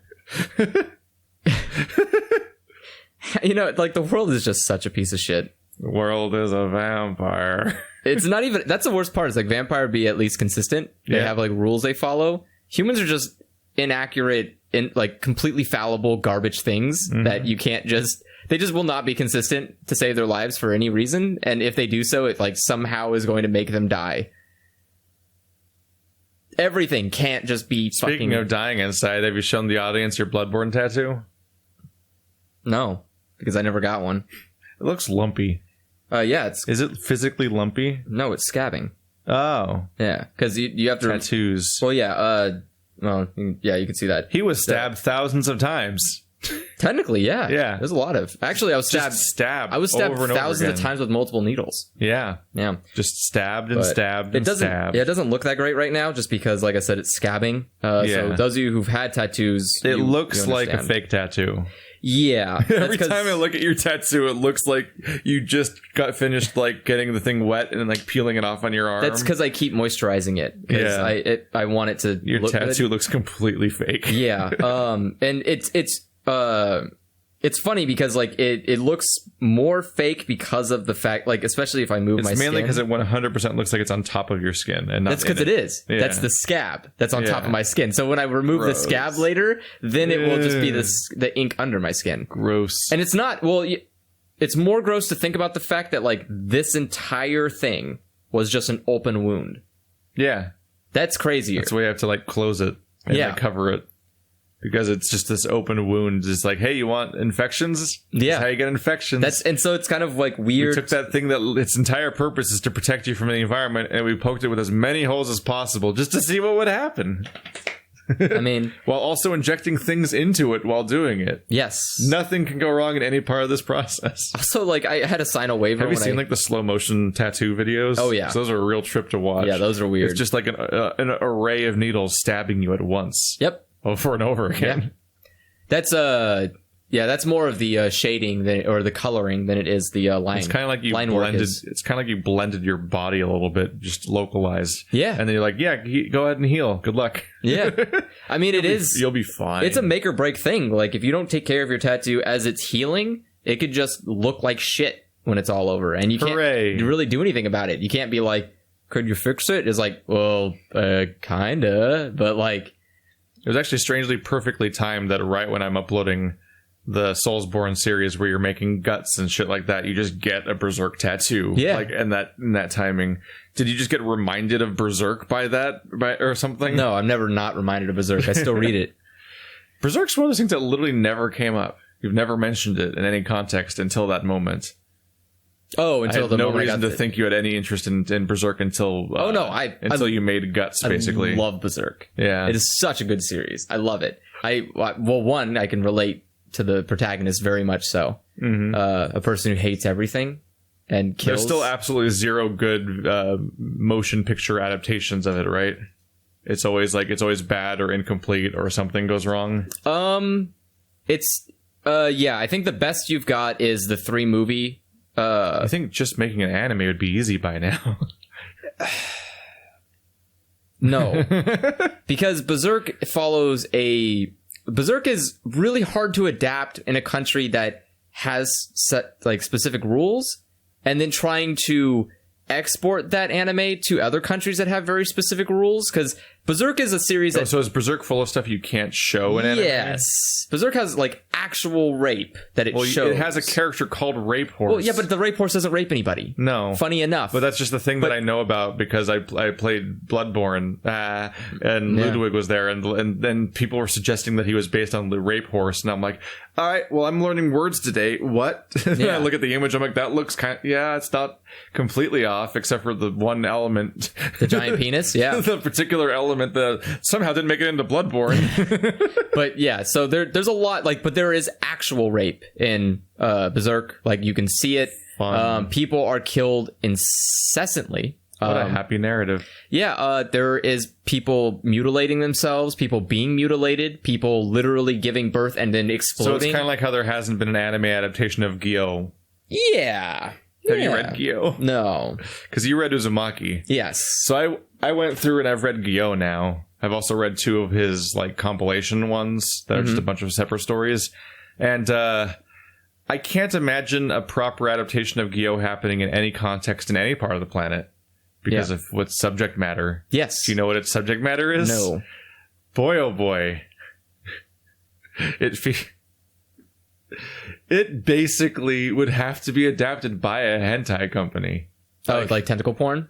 It gets real in there. Yeah. That's the thing. There's some real horror penetration happening in that narrative. It's just concerning. And that's the thing is like Berserk. It's also one of the only things I've read so far from that guy that actually had me like having trouble sleeping because I was laying in bed and my skin was crawling. But it wasn't because of that. It was because they had spiderfish. And I'm like, don't give me new spiders to deal with. It was specifically spiderfish in a bedroom in a scene at the beginning of Gyo, and I'm like, don't do this to me, man. Not immediately. Nice. But you should check out Gyo. I need to get through I'm gonna read Tomi next. I need to get through all the Ito because those are they're all great. But but it's 3 big stories that have their own a whole book of just volumes. The one thing are Uzumaki, Gyo, and Tomi. Okay, where Tomi is just I think she's a witch or something. She's a witch. I think it's just a character named Tomi who's some kind of supernatural witch person. Okay. I only know about her because in one of the compilations there is what I think might be the first story of Tomi or something where she drives a portrait artist insane.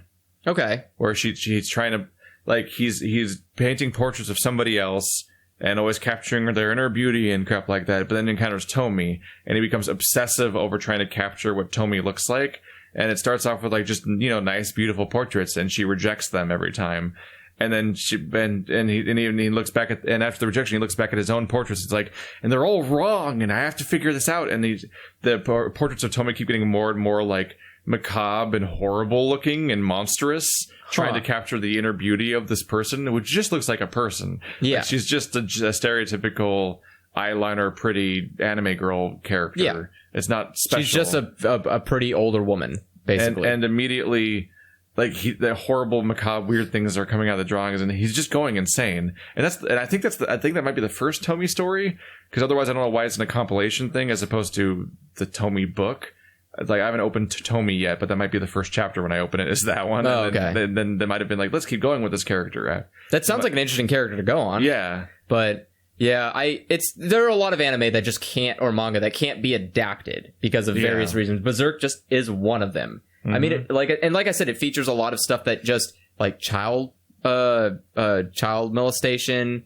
It has like a lot of just rape. Way dark. It's the darkest. It's like Berserk is technically the darkest. I can't wait for the Game of Thrones anime.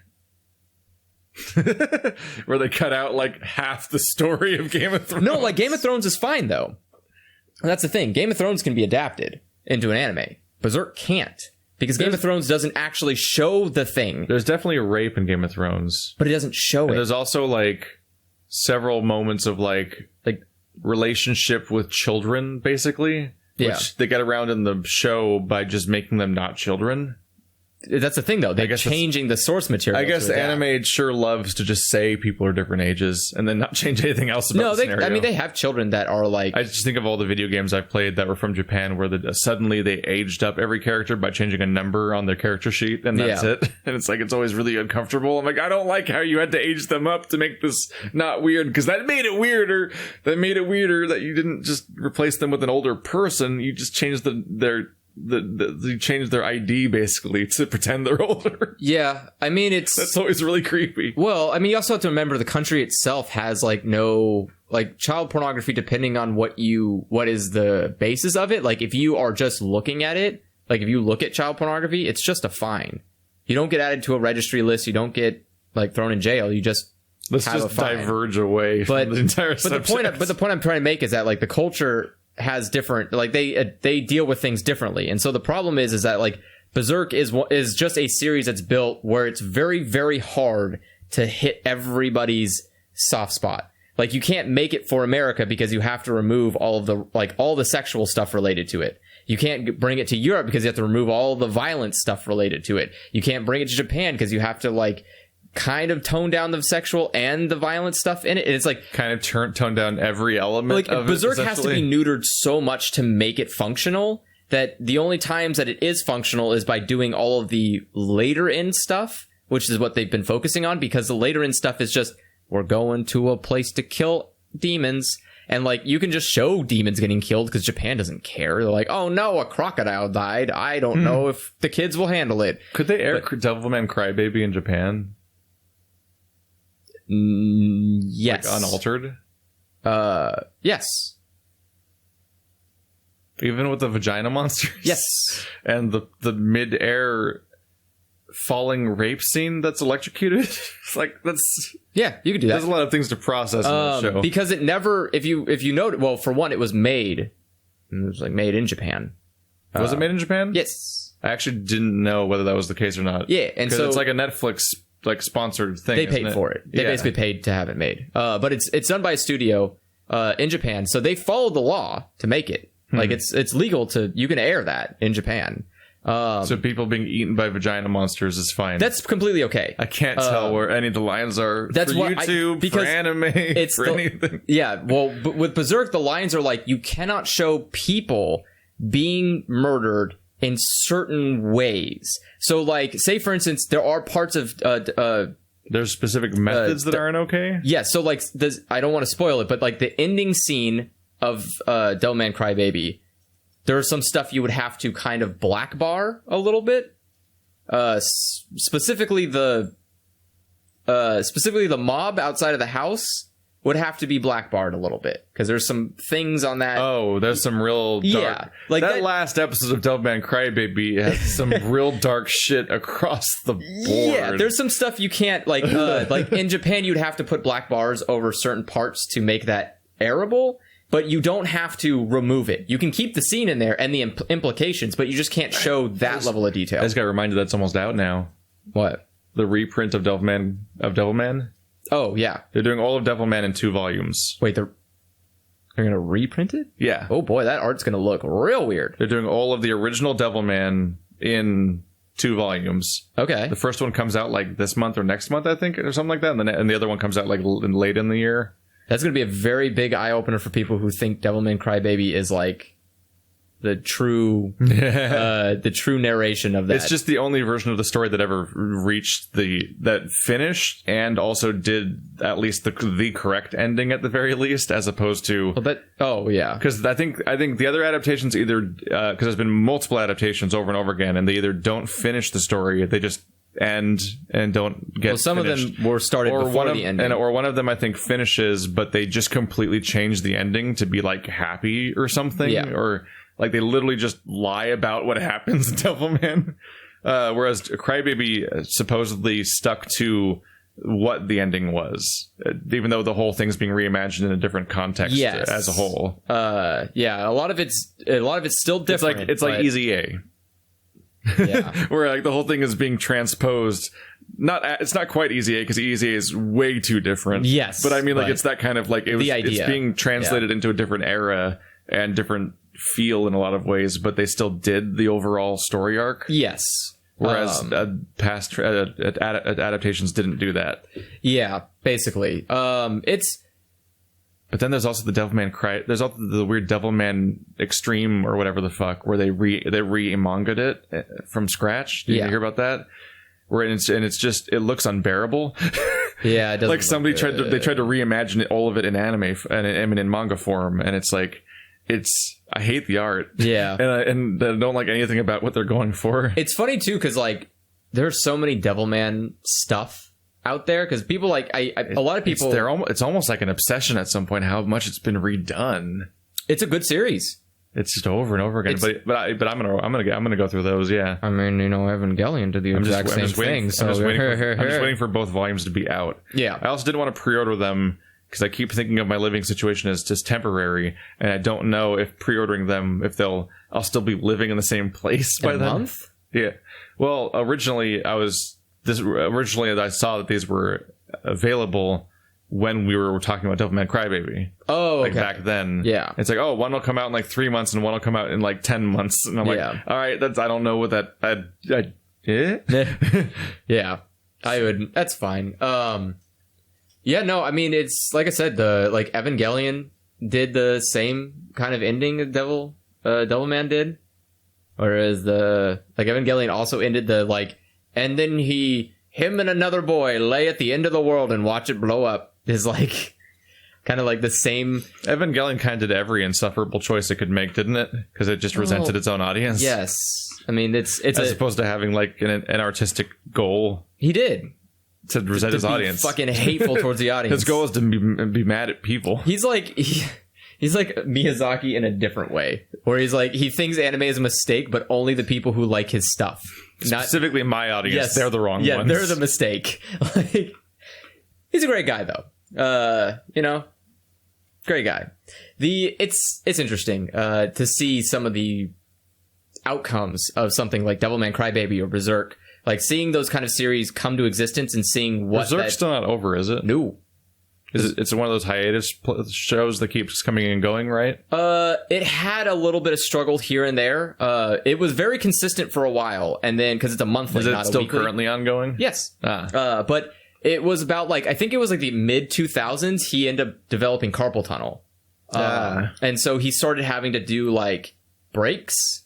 And then when he was doing his breaks, he started doing side projects that didn't require him to hurt himself more while working. I mean, basically not drawing. And some of those side projects took time. Specifically, one of them resulted in him doing some work for a series called Idolmaster, which is a juxtaposition compared to Berserk, which is it's a bunch of cute girls and they're trying to be idols in Japan, and is what the fuck, how did this happen? Weird stuff happens. Like Junji Ito for a while did cat comics. Yeah, and he's one of his I think it's Fragments of Horror is the compilation I read. Is actually his attempt to return to horror after so much time not doing it, basically.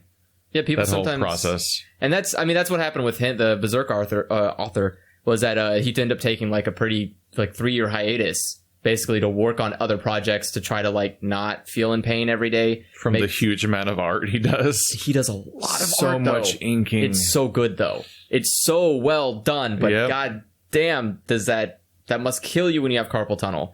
But I mean, every time I look at when I look at my giant stack of Junji Ito material at this point, and know about all the ones I still don't have, I'm just he drew all this shit by hand? Yes. I'm what the fuck? Yeah. This is so much art. Insane. There's some people who do stuff digitally now. There's a lot of manga authors who just moved to the digital medium, but old ass motherfuckers like that, the guy who does Hunter x Hunter, Berserk, Devilman was another one. Junji Ito's same one. They just all do it physically, and it's guys, on paper. That is a lot of. Could you imagine you fuck up just one extra line? You're I'm gonna make this work, and you just make it work somehow. Actually, I have an update on a previous conversation, which this conversation has already happened between us, but for podcast purposes.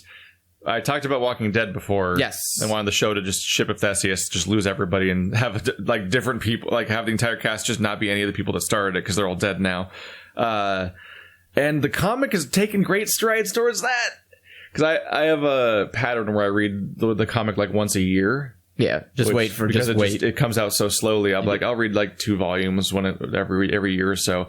I got caught up on my ritual here of my couple volumes of getting caught up again, and wow, like 3 or 4 major characters are dead, including one of the ones that seems within like the small bubble of the safe people are just dead like immediately. Some of them nonchalantly like. You just turn a page and like, oh, that person just abruptly just turned bad real fast and they died. And I literally had to like double check, like, that's who I think they are, right? That's the person's been around for like 100 issues now that just died, because it was some of the deaths are so abrupt. I wasn't sure if they were a red shirt. Like just a random dude. Just like random person. I was like, wait, no, I think that's the person that I've known about for years who just died. And there was a lot of those happening. So that's been happening. Nice. So the comic might ship with Theseus. I'm still waiting for Rick to die in either of them. Like, just to see if either of them will take that stride of the main character dying and other characters having to move on. I feel like the comics have it easier than the show does. Oh, yeah. The comics can just throw him away. Main characters die all the time in comics. Yeah. Except they usually pull the punch. And what the one thing that still excites me about Walking Dead is that they never do that. What do you mean? If a character is explicitly dead... They're dead. Yeah. Yeah. There's no magic in Walking Dead. The closest you ever get is that specifically... like 1 or 2 times in the comic, but like several times in the show, there's a super suggested death, but it's not clearly happening on screen, and it's always like haha, got you, they actually made it and stuff like that. But those are always like at worst an episode cliffhanger. Yeah, like one of the most absurd, irritating ones ever. And I'll just fucking spoil this for you right now that it's not a death because of how dumb it was. Well, I guess it's not a spoiler then. There's a part, yeah, because it's not a death. It's technically a spoiler of a fake cliffhanger. Is that there's a part where Glenn and another guy are standing on top of a dumpster surrounded by zombies, and the other guy like suicides and falls on Glenn, and they both fall on the floor, and it does this close-up camera angle, like weird focus rack thing of like you can see Glenn's face and the corpse on him, and you just see like intestines everywhere, and it's like they're trying to suggest that Glenn's getting eaten, basically. It's like the dumbest scene ever. And then the next time you see Glenn, like several episodes later, because they just don't go back to him for several episodes, that's how they string out this fucking cliffhanger. They just show that same scene, and then he like crawls under the dumpster as they were eating obviously the guy that fell on him was what they were eating. It's like it was the dumbest cliffhanger ever. But they did the dickest thing ever possible, which is they did a 90-minute Morgan backstory episode where it was 90 minutes of showing what happened with the character Morgan between last time you saw him and when he arrived in recent episodes. And then they did other episodes of not showing where Glenn was, like as if like this whole thing you're just going to be on your edge of your seat trying to figure out what happened to Glenn. They're like, oh my god, did he make it? And like literally my first answer was like, they're eating the other guy, and that's why the camera's framed so awkwardly, is because he's not actually dying. And lo and behold, I'm like, oh wow, it was the exact thing I immediately thought. No, I gussed it. Glad they strung that out for a fucking month. Yeah. The show is equal parts fantastic and insufferable.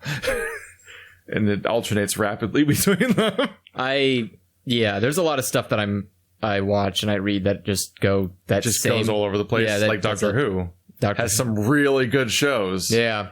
There's some fantastic episodes of Doctor Who, and then episodes where I'm like, I don't even know what you're trying to do here. I still love that episode with the fucking robots. Like, this is a kindness, and then you have like time loop Amy Pond, where there's 2 versions of her at different ages and shit like that's happening. I'm like, this is a cool fucking idea. You did it, Doctor Who. And then they'll be like, people turn red and can't speak. Remember that episode, the Crimson Horror or whatever? And I'm like, what the fuck is this plot point? And then they'll go back and be like, oh, it's the episode where the doctor's lost his memory, and it's a 2-parter, and they're a weird Elizabethan household, and it's an era where their companion would have been like a servant because it was Martha. Yeah. Martha? Donna? Martha? Donna. Martha. Was it Martha? Donna? Which one was which? Oh, shit. I can't remember which one's name was whose. Donna was the redhead. No, it was Martha. Okay, it was Martha. Yeah, it was Martha. and they were brand new at being companions practically, and they're stuck as basically being like a slave / house servant while the Doctor has lost their memory and doesn't even know they're a Time Lord, and just thinks they're from this era, and it's a 2-parter. I'm like, this is a fun idea. Oh yeah, I remember that episode. Yeah. It's like, it's so fucking back she and get like forth. super mad at him because she had to like live as being she had to live slave as that for like weeks or months or whatever. Like, it's so fucking back and forth of like, cool idea, bad idea. Moffat idea, not Moffat idea. That was pre-Moffat, kind of. That was back when Moffat's ideas were good. Okay. He wasn't running the show, and so he was known as the one that makes the best episodes of the show. Because they just pop in and do, like, Blink. Huh. Weird. I wonder how that happened. It's almost like when you don't make him do it all the time. Because he couldn't affect the show as a whole and had to wrap up his ideas in one thing. So he couldn't do the dumb shit he does in both Sherlock and Doctor Who.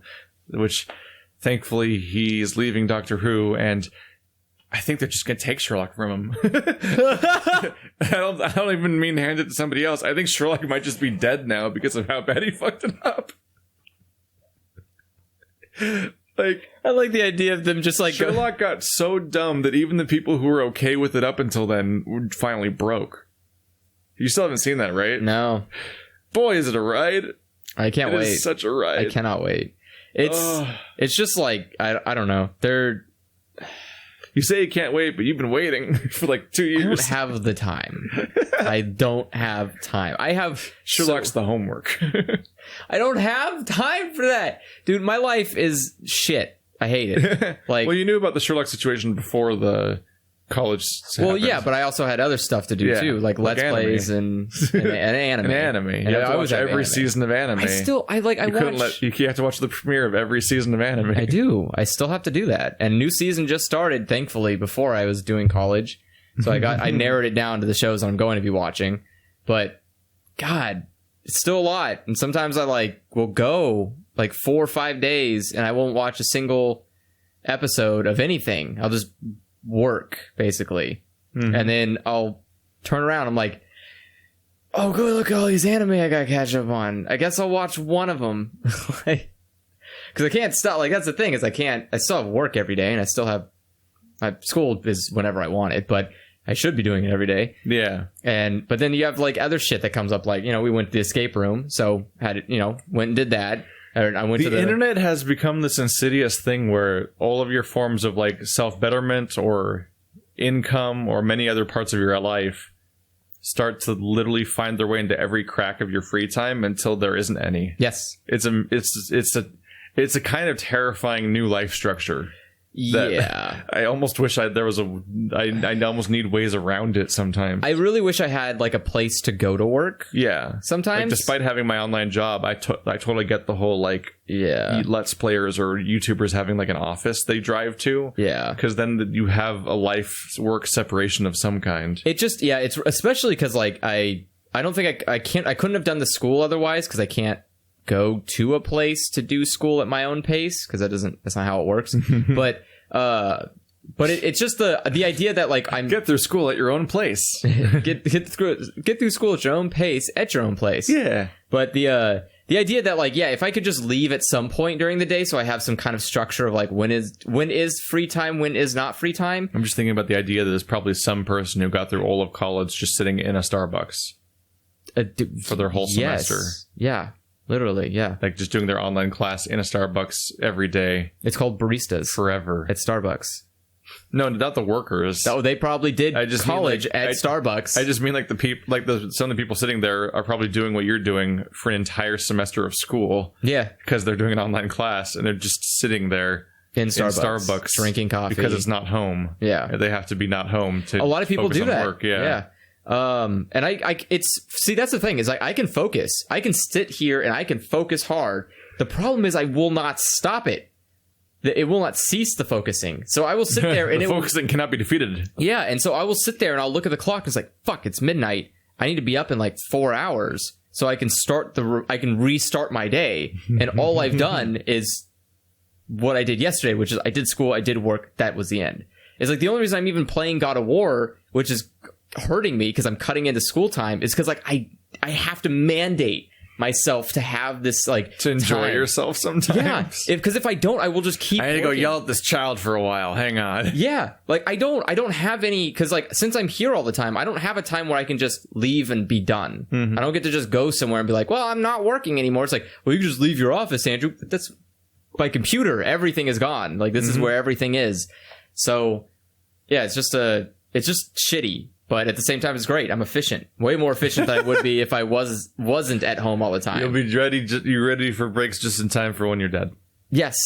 My philosophy is that I might as well work really hard and then just die young, because it makes a lot more sense. Because in my does it? Yeah, because I can waste all of this time that I'm alive doing something meaningful, and then I can just die young before I can fuck all that meaning up. Well, yeah. On that note, plus I get to sleep a lot. Satisfying, happy note to end on. You work and then you die. I need coffee. See you guys next time. It's like 60% of your life, by the way. I need coffee.